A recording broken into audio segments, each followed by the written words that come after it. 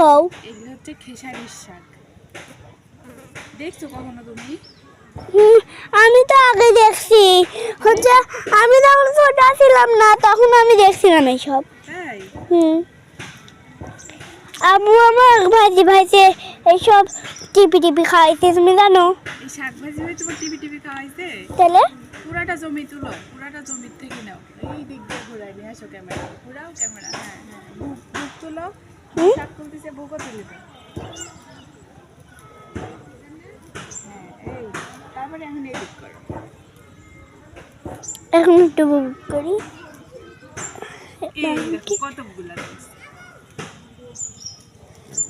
দেখছো? এই দেখো,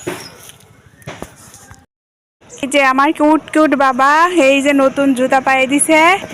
এই যে আজকে নতুন জুতা নিয়ে এসে দিছে ওর বাবা। জুতা পরছে আজকে না কালকে রাত্রে, রাত্রে নিয়ে এসে দিছে, এখন পরছো না? তাহলে নতুন হলো না? হ্যাঁ যাও।